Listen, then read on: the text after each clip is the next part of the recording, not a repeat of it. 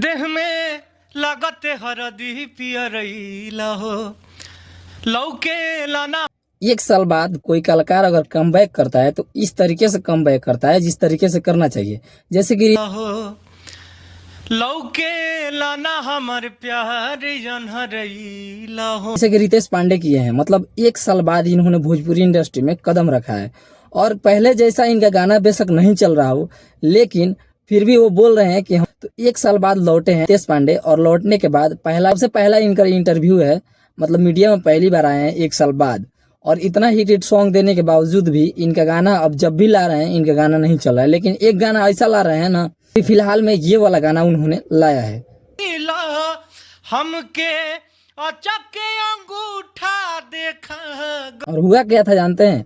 रितेश पांडे एक फिल्म की शूटिंग कर रहे थे और उसी शूटिंग के दौरान एक टेक लेने के दौरान मतलब हीरोइन के साथ वो मतलब भाग रहे थे और उसी भाग दौड़ में उनका पैर इधर उधर हो जाता है और पैर की 4-5 नसें इधर उधर हो जाती है और पैर में बहुत बड़ा जख्म हो जाता है, जिसके कारण 5 महीना उन्होंने बेड पे झेला है।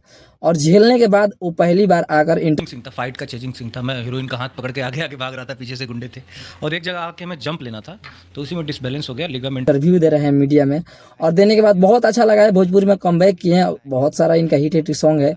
लेकिन सवाल ये बनता है कि इन्होंने भी अश्लील गाया है, लेकिन क्या अब ये अश्लील गा पाएंगे? ये बोल रहे हैं कि अब अश्लील गाना हम बंद कर देंगे, अब अश्लील हम नहीं गाएंगे। अंगूठा देखा गइला हमके अचके। रितेश पांडे वो कलाकार है ना जो कि भोजपुरी को 10-10 मिलियन गाना दिया है। हेलो कौन आप जानते ही होंगे कितना चला है। मतलब ऐसा कलाकार है ना भोजपुरी में कि मतलब पहले बहुत सारा अश्लील गाना गाए हैं, सही है, लेकिन अब बोल रहे हैं कि एक भी अब अश्लील गाना